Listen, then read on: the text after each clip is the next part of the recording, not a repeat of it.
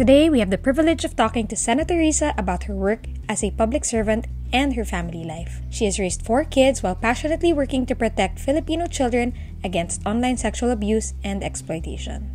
Hi, Smart Parenting fam! In this Women's Month episode of Rana Asks, we're sitting down with a mom of 4, a public servant, and my personal model of a strong woman and mother. Please welcome Senator Risa Ontiveros. Hi, Miss Rona. Hi, Smart Parenting. So ito po, a little bit personal, but it still has to do with your work as a public servant. Do you ever get tired? Yeah. I can fall asleep now, you want? No, but do you ever get tired of fighting the good fight? I think we all don't get tired of fighting our good fights. Ang joke namin mga solo moms, paano ba natin ginagawa to? We're taking care of our kids alone. We're working outside the home. Mga aktivista tayo or nagtatrabaho sa gobyerno, sa politika. Ang sagot dyan, we sleep less. Sleep later, wake up earlier. Just not to miss the important thing. So, wala pong hack, right? Yun lang po talaga kulang lang po sa tulog si Senator Risa. Maganda lang po yung nagbigaw sa kanya today. They saved my life today. Kaya hindi halata, no? Konting lipstick lang para Correct. lang hindi lipstick is life. Kaya hindi lang nila mapansin na hindi po ako natulog today. So, but what do you do when you hit a low? Or like, how do you keep going? I go back to my original inspiration. So, the people I love, the people who love me, yung pride ko sa pagiging Pinoy, the pleasure I take in nature, ang ganda-ganda niya, or in our arts and cultures, kasi ang yaman niya, at saka ang creative talaga, yung faith ko rin. So, binabalik-balikan ko yon when I reach a low in order to come up again for air or to reach the ground again, and then just to keep on going. So, I know, Senator, you said that you championed the anti-OSAIC bill or law. Yes. So could you tell us more about it? Yes. Well, the Anti-Online Sexual Abuse and Exploitation of Children law provides more protections for children against OSAIC and CSAIM, yung child sexual abuse and exploitation materials. Binibigyan niya halimbawa yung ating mga investigators and law enforcers ng mas maraming tools, beyond the prevention stage para investigahan, mag-follow ng leads, and to intercept and arrest the materials and the perpetrators or the producers themselves. And as we were starting to talk about earlier, binibigyan din ng accountabilities and possible penalties yung mga social media platforms, yung mga internet service providers, at yung mga financial intermediaries na yung mga technology nila, yung mga platform nila, yung mga financial channels nila ginagamit dito sa palitan, production, bayaran ng child sexual exploitation and abuse materials and OSAIC. And napaka-specific ng mga obligations nila. For example, yung mga social media platforms, obligado na sila under the law na within 24 hours of notice, i-take down yung material. Pero even after taking down, kailangan nilang i-preserve, i-turn over sa mga investigators natin as evidence. Ganon. And there are penalties in terms of jail terms at saka fines. So, what don't we know or what do families get wrong about human trafficking in the Philippines? I guess one of the things we get wrong is hindi yan nangyayari sa akin or hindi yan nangyayari sa mga pamilya tulad natin. But especially in this day and age of social media, it's a clear and present danger, I would say, to families everywhere. And at the very least, kung hindi man tayo nabibilang sa pamilya na pinaka-vulnerable doon, kung hindi man yung mga anak natin mismo ang pinaka-at risk, it's an area really na pwede at siguro dapat tayong makipagtulungan sa iba't ibang mga magulang at pamilya to address this threat against all children. And there's 2 things, no? There are 2 concerns that we have. We have human trafficking, and then we also have online sexual abuse and child exploitation. Yes. What is parang in layman's terms, could you tell us the difference or like how it comes out here in the Well, Philippines? human trafficking, as for example, nadidiskubre namin sa Senate Committee on Women dun sa taong-taong investigasyon laban sa Pogo. This is usually sending Filipinos out or bringing foreigners in under false pretext na kunyari may disenteng trabahong pupuntahan sa ibang bansa or may trabahong maayos na gagawin dito sa Pilipinas, only to fool them, force them into scamming activities. Tapos, labagin pa, saktan sila, labagin yung mga karapatan nila.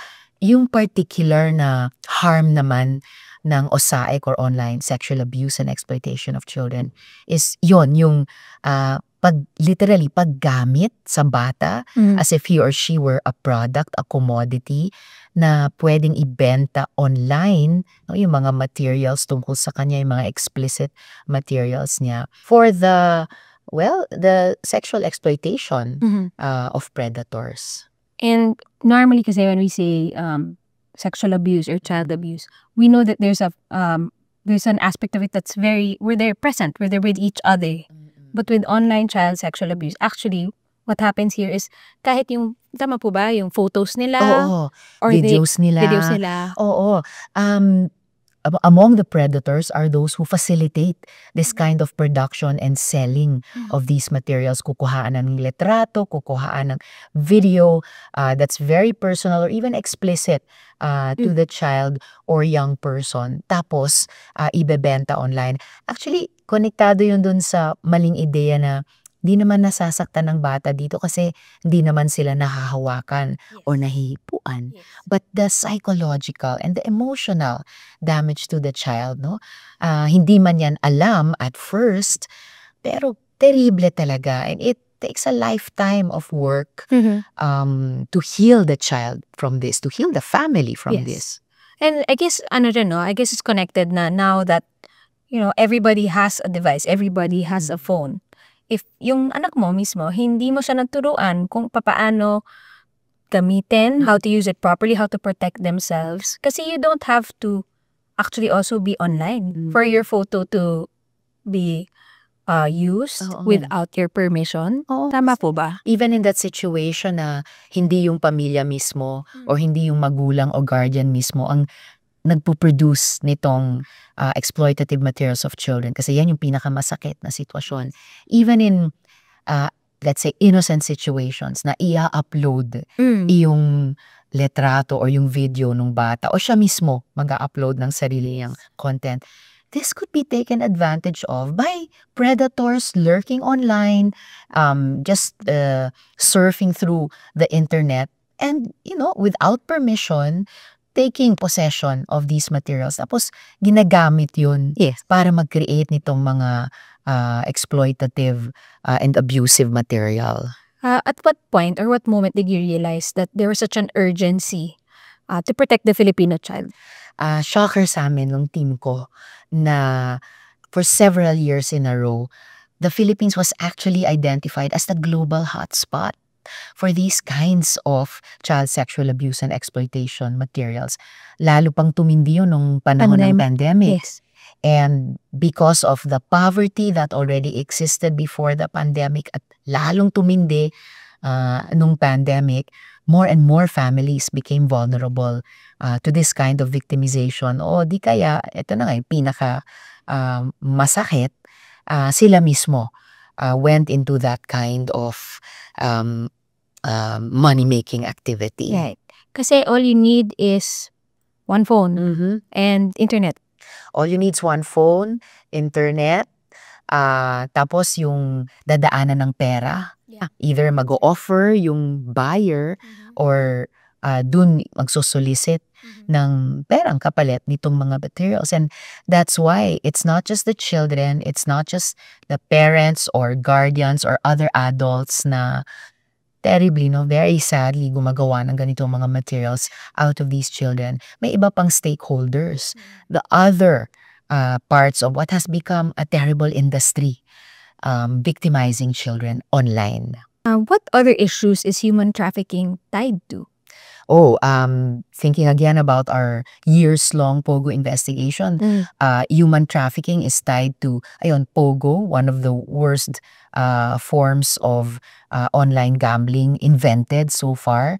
Ang human trafficking, kasama din sa illegal detention, sa mga labor violations, sa human rights violations, sa scamming or yung tinatawag sa West na pig butchering. So, ang human trafficking talaga, it's a single crime, pero konektado siya sa, in a way, a web of various interconnected crimes. At in terms of using or misusing the internet or online space, parang pinsan siya nitong online sexual abuse and exploitation of children. And I guess the web also of the money exchange, right? Yes. They're all connected. They're all connected. They Yung all mga fund each other. They fund each other. So itong mga illegal businesses, they tend to reinforce each other. So despite having the law, what is ano yung mga nagiging challenges in enforcing the law? That's the heart of the matter talaga, enforcement. Kasi a law is only as good as it is implemented para ma-achieve yung mga goods na layunin niya. So we really need the law enforcers to use the law even more. We really need the social media platforms, the internet service providers, the financial intermediaries na alamin yung mga responsibilidad nila ngayon under the law, and for them to comply. Sana tayo ring mga magulang, alamin din natin itong batas na ito at paano tayo makakatulong di lang sa gobyerno natin, pati sa mga kapwa magulang natin to work together to protect our children against really this crime against them, this crime against children. What should parents look out for? Or what are some warning signs if this activity is happening around you? What are some things that you might, should be sensitive to? And then where do you go if you want to report it? Well, where to go is also provided for in the law, the National Coordinating Council against CSAIC or OSAIM, and it's under the Department of Justice's Interagency Council against Trafficking, or the DOJ IACAT. And I think some of the warning signs are warning signs about possible problems arising in parent-child communication in general, pero baka particularly critical also to protect our children against CSAIC and OSAIM. Di ba kapag tayo nakakapansin na biglang yung mga anak natin, they become more quiet towards us. Withdrawn from us.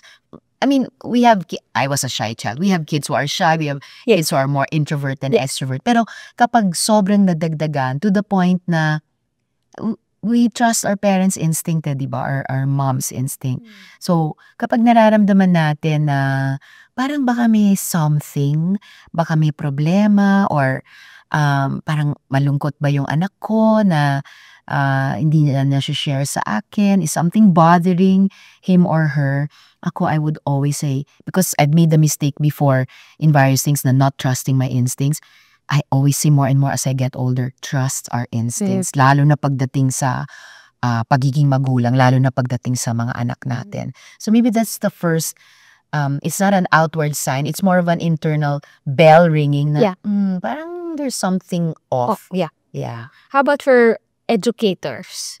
Yun, kasi if we parents, we're the first carers of our children, yung unang partners natin would be the teachers or even guidance counselors in the school. So sila rin, as for other problems we're trying to combat, problems of children like kunyari child abuse, anything that we parents miss, baka pwedeng ma-pick up ng teachers, or anything we parents already picked up, tapos diba sa parent-teacher conferences, maaring nasabi natin sa teacher, pwede silang tumulong mag-follow up. Ganun din, if our kids are usually very participatory in the classroom, nagre-recite, or masayahin na may friends sa section, or may barkada na naglalaro, nag-join sa mga clubs or school activities, tapos biglang may sudden, unexplained change of behavior.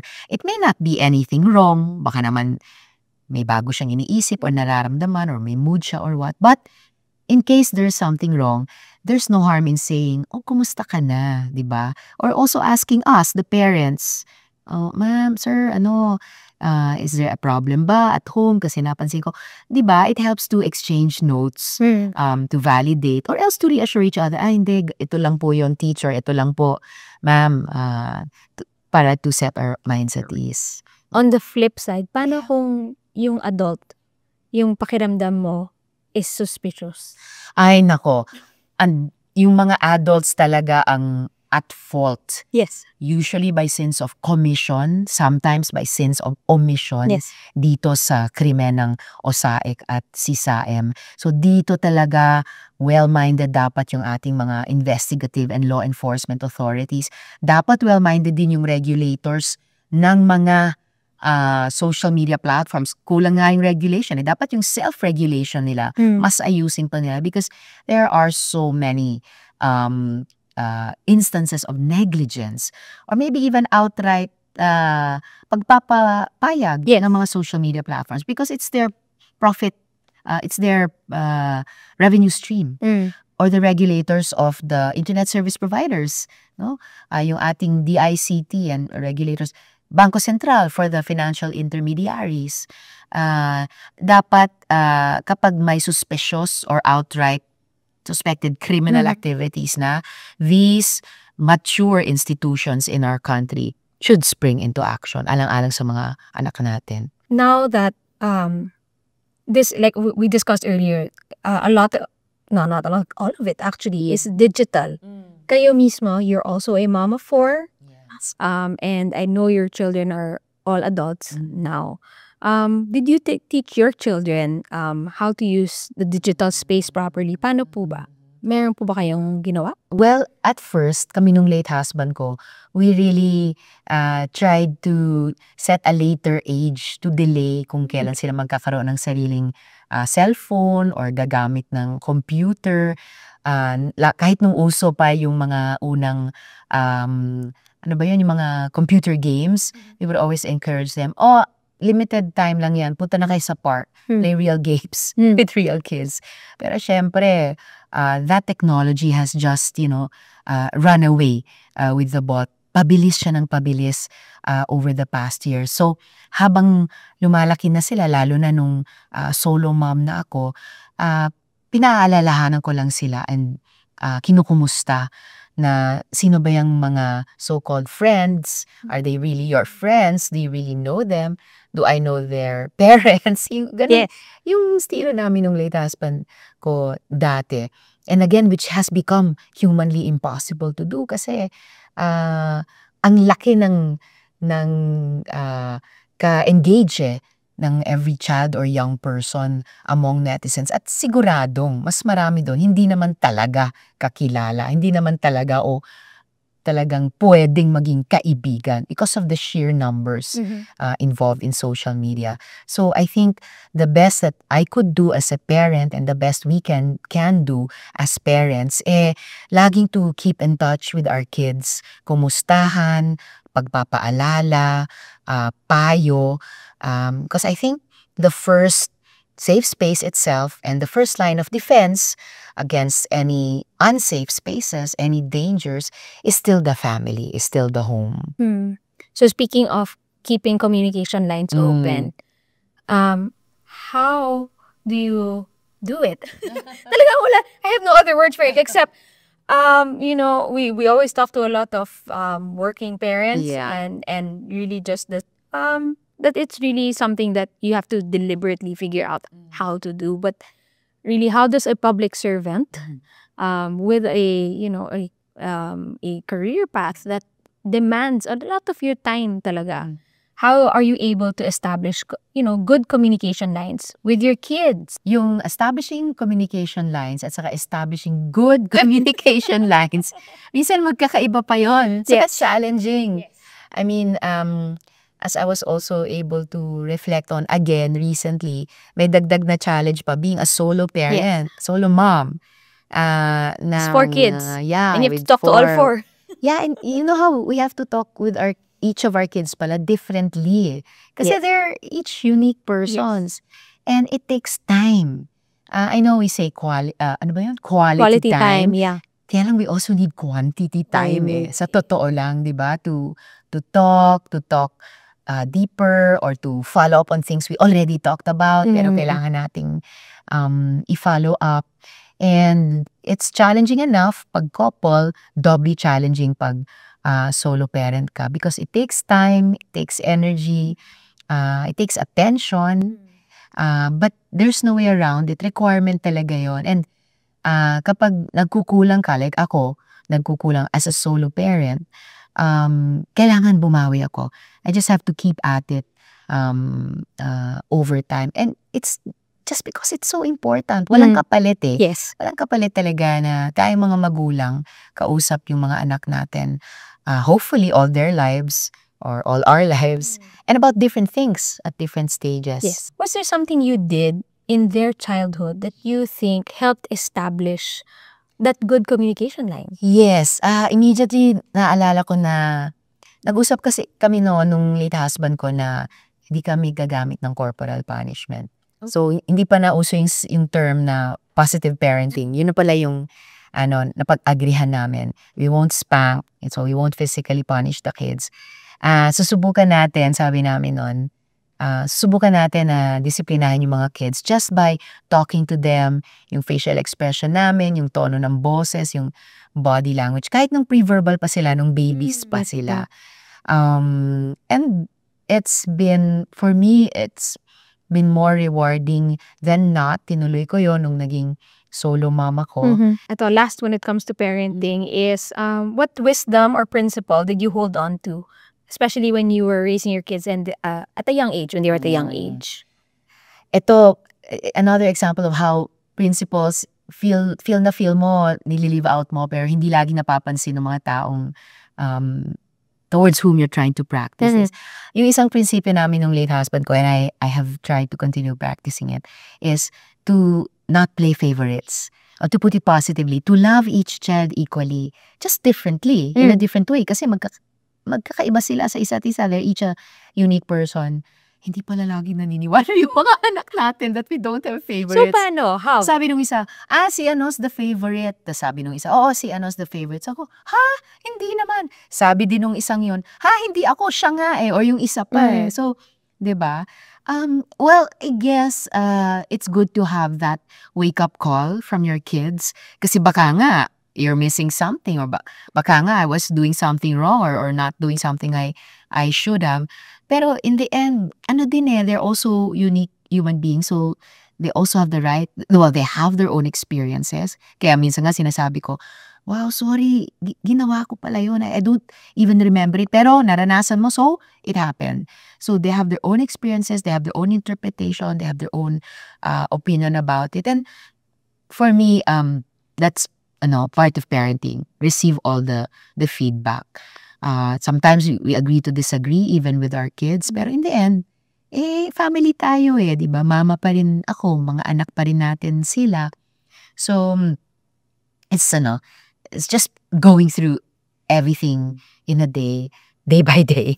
And as a woman raising daughters, Yes. since this is also March and it's Happy Women's Month. Happy Women's Month. But as a woman raising daughters also, what is something that you think of when you're raising your daughters? Or like, how do you raise them? Or what do you, what values do you aspire for them to have? Or, did you pray for them to have, Yeah. I always pray for them, especially to, Mama Mary, a fellow woman, or yung mga patron saints nila na babae, or yung mga guardian angels nila. Ano ba, both women and men ba daw? Anyway, yung mga divine. And I've told them, I've shared with them na, treasure having been born a woman, having been born a girl. I think it was deliberate in the mind of God. And it's your way of living and being and loving in this world. And I know na there are more particular challenges being a woman. Pero, sige, bakahin nyo yan. Ilaban nyo yan. And from even in small things, I just share with them, I've never reduced my ontiveros to H, even when I was married. Kasi pangalan ko yun eh. It's the name I was born with. Likewise, sabi ko sa kanila, kung magpapakasal kayo or kung magli-live-in kayo, don't reduce your barakel to a B. Always carry your name in full. Sa'yo yan eh. Pangalan mo yan. So, from big to small but I think still important things, ganun yung mga pinag-uusapan namin ng mga anak ko na babae. And how do you raise strong women? By trying to also be strong. It's work, and I'm very grateful that I have strong daughters. In a way, they're tougher than me, and they help me go through difficult lessons, difficult experiences, and I'm so hopeful seeing them grow up na may mga sariling lakas din talaga sila, and they have so much to give also as human beings. Thank you, Senator Risa. Salamat. Thank you so much for this time Thank together. you. Thank you for joining this first episode of Rana Asks. Who do you want us to sit down with next? Let us know in the comments. Bye, Smart Parenting fam!